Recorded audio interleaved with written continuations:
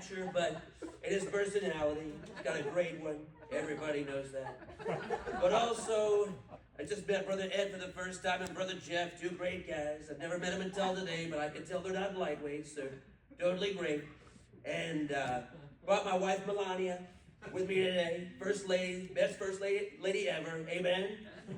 Come on, amen. Amen. Can I get a witness? But also too, our kids, they can't be here obviously for obvious reasons, but Baron and Ivanka, they're terrific kids, aka Whitley and Jadelyn, but we love our kiddos.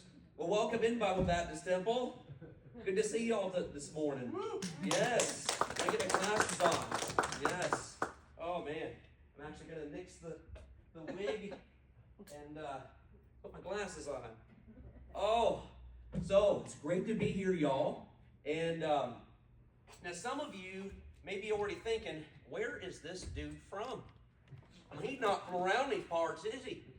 And now we ask, of course, we're in a military town and the melting pot and everything that we are here. I'm going to play a quick little game. It took 18 years for somebody to finally guess where I'm from.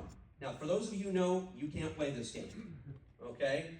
But many of you won't know right off the bat. If you do, then, hey, I'll give you 1,000,000 points. The points don't matter, so, you can have those points.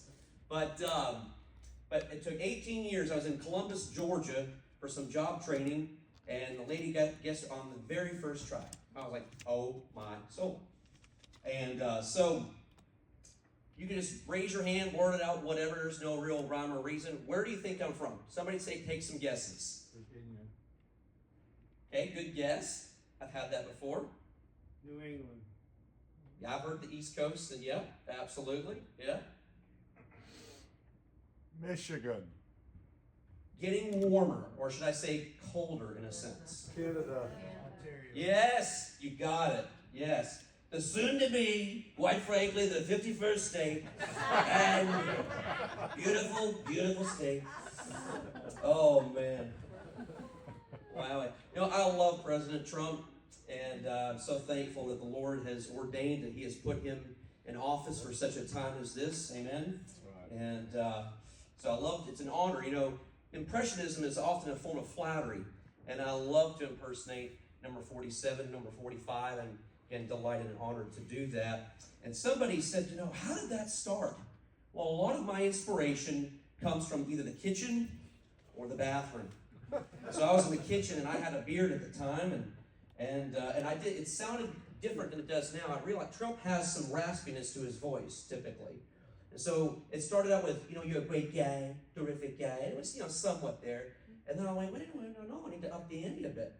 So, yeah. So people are like, how in the world did a Southern belle, because my wife was born and raised in Bibb County in Macon, Georgia, or some like to call it Macunga, Macon, Georgia, and how in the world with a Canuck? How did that happen? Well, I'm glad you asked. So, long story short, we met on an online dating website. I don't even know if it exists anymore, called ChristianDate.com. And my wife, she saw my profile first, and she sees this profile. It says, Quartet Man. Now, how many of you remember the Cathedral Quartet? Best quartet, in my opinion, it's ever been, ever will be. My favorite Southern Gospel lead singer of all time is Glenn Payne. And on that note, we'll give you a little bit of Glenn Payne right now. One of his sugar sticks was The Prodigal Son.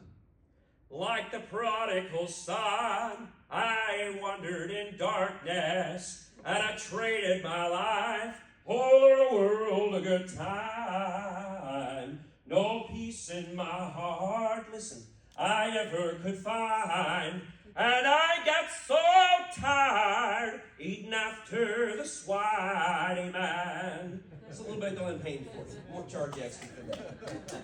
That was, thank you. Y'all are too kind. Don't, no, stop that.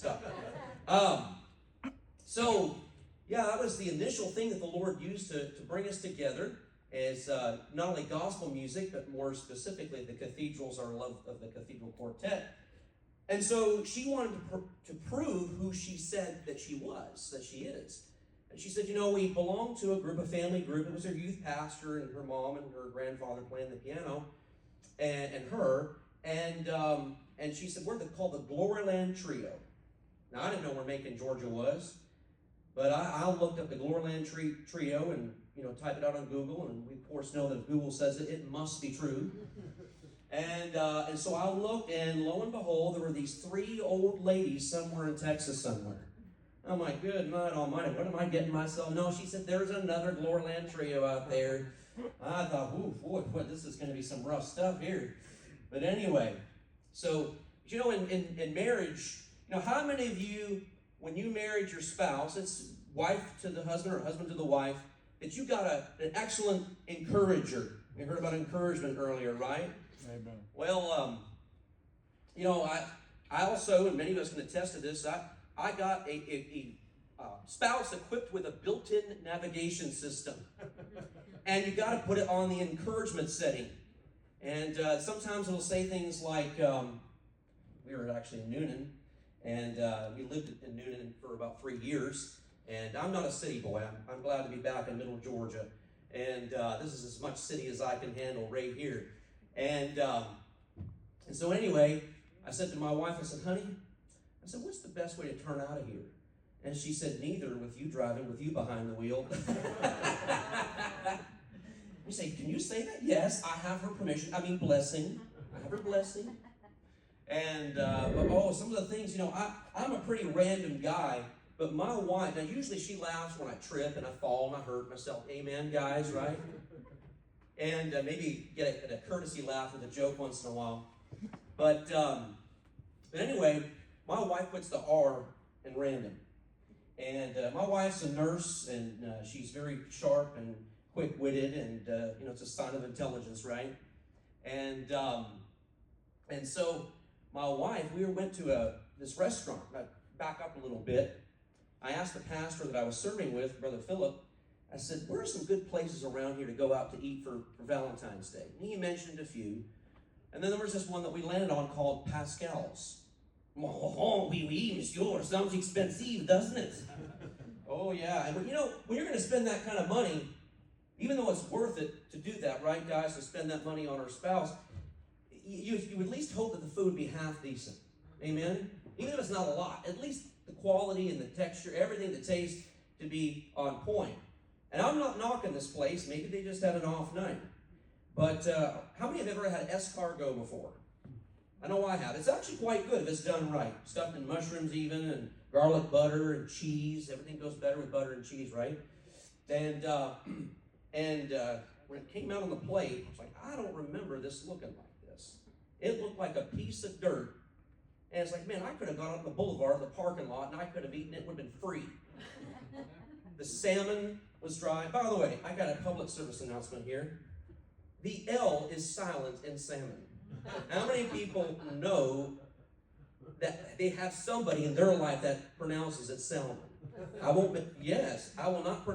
not mention any names. My wife, Rick here. But anyway, now we pick at each other about that. But the salmon was dry, and it was just not on point. And so my wife, she looked at me, and I about spewed my food everywhere. She said, I could have eaten a box of Fruity Pebbles and been happier. Wow. I was like, we need to make that on a t-shirt. Put that on a t-shirt somewhere, a mug. And, but yeah.